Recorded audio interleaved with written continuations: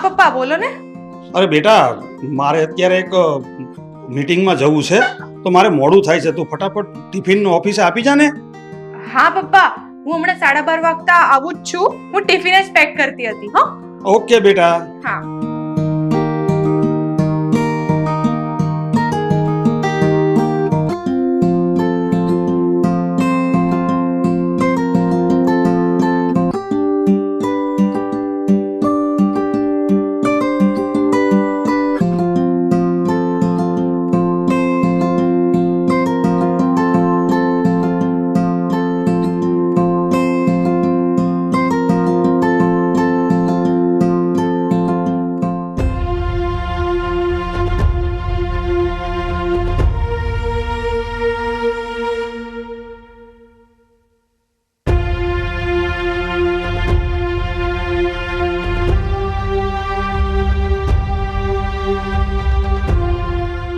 જો આ બાળકો માટે પ્લે ગાર્ડન છે.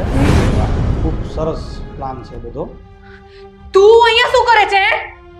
પપ્પા, આ અહીંયા શું કરે છે? આ એક નંબરનો ફ્રોડ માણસ છે આ. પણ બેટા થયું છે શું? અને તું આ રવિ ઉપર એટલો બધો ગુસ્સો કેમ કરે છે? રવિ? પપ્પા, આ રવિ નથી, આ કાચિંડાની જેમ રંગ બદલે છે. આનું નામ રવિ નહીં, આનું નામ રોહન છે. અરે બેટા, તારી કઈ ભૂલ થતી હશે. આ છોકરાનું નામ તો રવિ છે અને આ જુનેજા કંપનીનો મેનેજર છે. અને અત્યારે અમે બંને એક નવા પ્રોજેક્ટ ઉપર ડિસ્કસ કરીએ છીએ. શું ખરેખર આ રોહન નથી? હા રીના, હું રોહન નહીં રવિ જ છું. પણ તમે લોકો કેમ નથી સમજતા એ નથી સમજાતું. પણ આવું કેવી રીતે શક્ય છે? તારો અને રોહનનો ચહેરો સેમ મળતો આવે છે. સાચી વાત છે, મારો ચહેરો હુબહુ રોહન સાથે મળતો આવે છે. આ બધી મેટર થઈને પછી મેં પણ રોહન વિશે જાણવાની કોશિશ કરી. મેં પણ એનો ફોટો જોયો અને ફોટો જોઈને હું પણ અચંબામાં છું કે આવું કેવી રીતે. પણ આવું કઈ રીતે શક્ય છે? મારું મન હજી અકળાય છે. મારી આંખો પર હજી સુધી વિશ્વાસ નહીં બેસતો કે એક ચહેરાના બે માણસ કઈ રીતે હોઈ શકે.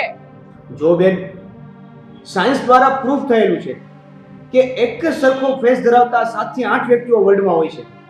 પણ છતાં જો તમને ભરોસો ન આવતો હોય તો હું મારા તમને આઈડી પ્રૂફ બતાવી શકું છું. જુઓ, આ છે મારું આધાર કાર્ડ, આ છે મારું ડ્રાઇવિંગ લાયસન્સ અને આ છે મારું પાન કાર્ડ. ત્રણેયમાં જોઈ લો, મારું નામ લખેલું છે રવિ લલિતભાઈ. બસ, બહુ થયું. હાલો તમારા આઈડી પ્રૂફ. મને હવે વિશ્વાસ થઈ ગયો છે કે તમે રવિ જ છો, રોહન નથી. જો બેન, મને અફસોસ છે કે તમારી ફ્રેન્ડ પૂજા મને પોતાનો બોયફ્રેન્ડ રોહન સમજે છે, પણ હું રોહન નહીં રવિ છું. રવિ, તારે આ માટે મારી સાથે પૂજાના ઘરે આવવું પડશે. એ મારી એકલીની વાત નહીં માને તો આપણે બંને મળીને એને આ વાત સમજાવવી પડશે. જો બેન, પૂજા મારી વાત નહીં માને, એને તો હું રોહન જ લાગુ છું. એક કામ કર, તું છે ને રોહનને ફોન કર અને એને બેંગ્લોરથી અહીંયા બોલાવી લે. રોહન અને હું બંને એક સાથે પૂજાની સામે ઊભા રહીશું ને તો જ પૂજા માનશે. હા, તમારી વાત બરાબર છે. હું રોહનને ફોન કરું છું અને એને અહીંયા બોલાવી લઉં છું.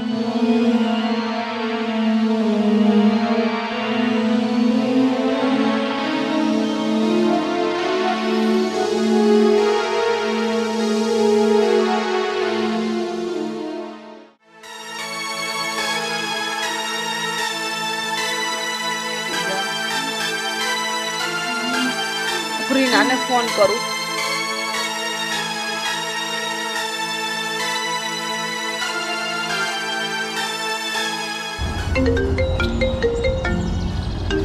સરલા આંટી છે. હેલો. હલો રીના.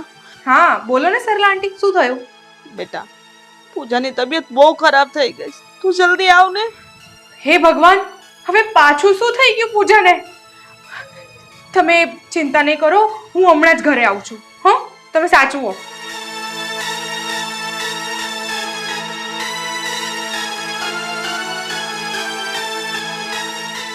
પૂજા, જો રીના આવે છે હમણાં. પૂજા, પૂજા. પૂજા, પૂજા શું થાય છે તને? હે પૂજા? પૂજા કંઈક તો બોલ, શું થાય છે તને? હે રીના, પૂજાને કંઈક થઈ જાય તો હું કરીશ? નહીં આંટી, કઈ નહીં થાય. ઉભા રહો, હું એમ્બ્યુલન્સને ફોન કરું છું.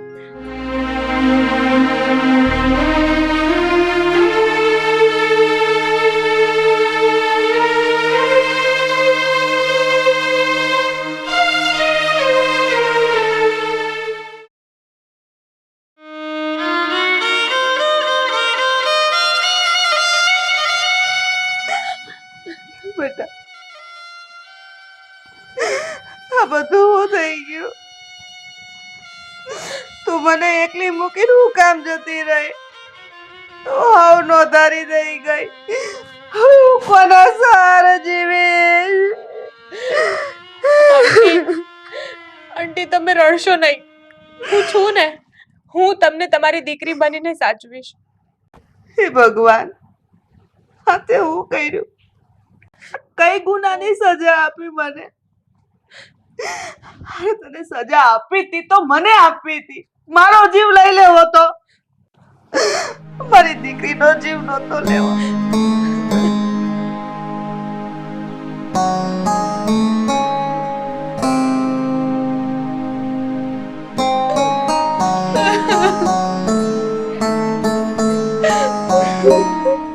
રીના, આ બધું શું છે? આમ અચાનક પૂજા છોડીને જતી રહી આપણને. રવિ, જ્યારથી પૂજા તને મળી છે અને તેને કહ્યું છે કે તું રોહન નથી, ત્યારથી એ ભાંગી પડી છે. એને આઘાત લાગ્યો હતો. અરે પણ એવું હોય તો રોહનને ફોન કરીને બોલાવી લેવો જોઈએ ને. આવી શું ખબર હતી અમને કે વાત આટલી બધી આગળ વધી જશે? અને રોહનને ફોન કર્યો છે, એ કદાચ હમણાં આવતો જ હશે.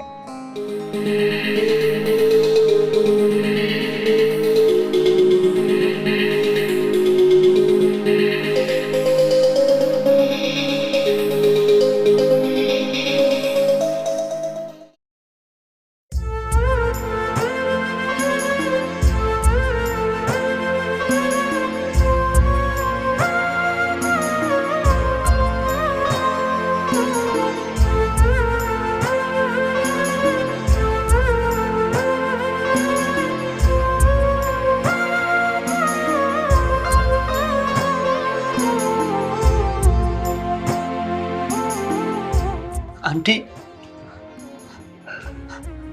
આ શું થઈ ગયું? બેટા, પૂજા આપણને છોડીને જતી રહી અને નોધારી કરીને જતી રહી.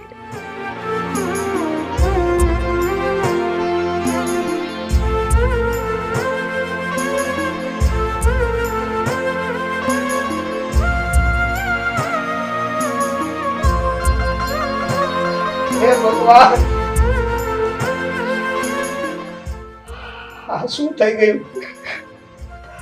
આ આટલું બધું થઈ ગયું અને તે મને ફોન પણ ના કર્યો. અરે ફોન કર્યો હોત ને તો હું તાત્કાલિક અહીં આવી જાત અને અહીંયા સુધી આ પરિસ્થિતિને પહોંચવા જ ન દે. અમે તને ફોન કરવાનો ઘણો પ્રયત્ન કર્યો, પણ તારા ફોન જ નહોતા લાગતા. એટલે પછી અમને થયું કે તે પૂજાને દગો આપ્યો છે અને પરિસ્થિતિ એવી હતી તો પછી અમે પણ ફોન નહીં કર્યો.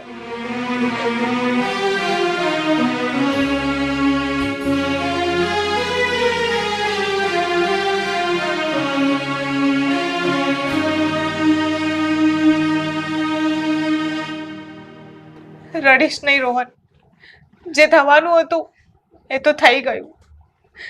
જનારી તો એના માર્ગે ચાલી ગઈ. રીના, હું પૂજાને બહુ પ્રેમ કરું છું. બહુ પ્રેમ કરતો હતો અને બહુ પ્રેમ કરતો રહીશ. હું પૂજાને રોજ મિસ કરતો હતો. એવું થતું હતું કે ક્યારે અમારા લગ્ન થાય ને ક્યારે અમે બંને સાથે રહીએ. રીના, પ્રેમ અધૂરો રહી ગયો. મારા સપના અધૂરા રહી ગયા.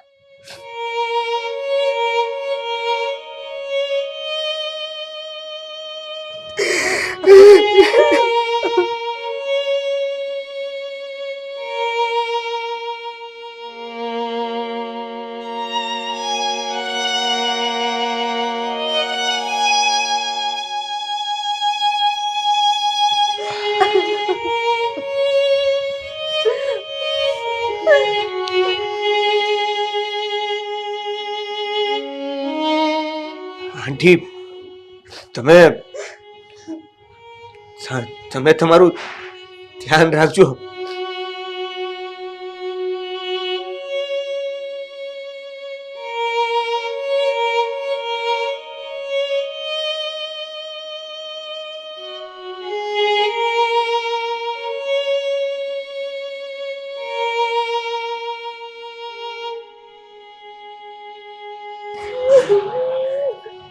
આંટી, તમે રડશો નહીં.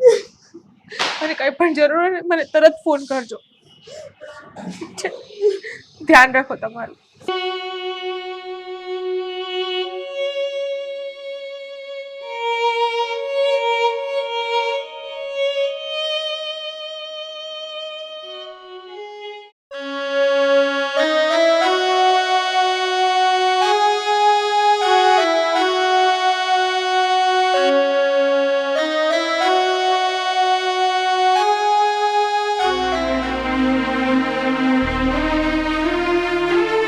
રોહન,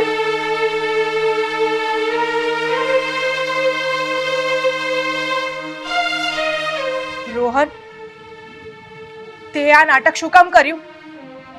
તું રવિ નથી અને રોહન છે તો તે આ નાટક શું કામ કર્યું? બોલ ને. રીના, તને ખબર પડી ગઈ બધી કે હું રવિ નહીં પણ રોહન જ છું. મને તો પહેલેથી જ ખબર હતી. હું તો જાણતી જ હતી કે તું રોહન છે, રવિ નથી. પણ મને એ નથી ખબર કે તે આ નાટક શું કામ કર્યું. બોલ બોલ ને રોહન, બોલ ને. તે કેમ આવું નાટક કર્યું? હું મજબૂર હતો. મને ગળાનું કેન્સર છે, એ પણ છેલ્લા સ્ટેજનું. નહીં સારું થાય મને, એટલા માટે જ તો હું બેંગ્લોર ગયો હતો મારી આ ગળાના કેન્સરની ટ્રીટમેન્ટ કરાવવા માટે. હું કોઈ નોકરી કરવા માટે નહોતો ગયો. અને એટલે જ મેં પૂજાને હું રવિ છું એવું નાટક કરીને એનાથી દૂર જવાની કોશિશ કરતો હતો કે જેથી કરીને પૂજા દુખી ન થાય. પણ મને શું ખબર હતી કે આ કઈક ઊંધું થઈ જશે. પણ એનાથી ફાયદો શું થયો? હે, પૂજાને તો આઘાત લાગ્યો ને એનો તો જીવ તો જતો જ રહ્યો ને. એ તો બનવાનું જ હતું ને. એ તો પછી પણ બનવાનું હતું. હા, મારો આઘાત એને લાગશે અને આવું થશે એની મને જાણ નહોતી. ઠીક છે રોહન, તું રડીશ નહીં હવે. સંભાળ. સારું, ચાલ પૂજા, હું નીકળું છું બેંગ્લોર જવા માટે. અને કદાચ હવે ફરીવાર ક્યારેય નહીં મળી શકીએ. ટૂંક સમયનો મહેમાન છું. સાચવજો રોહન. હા, ચાલ, બાય.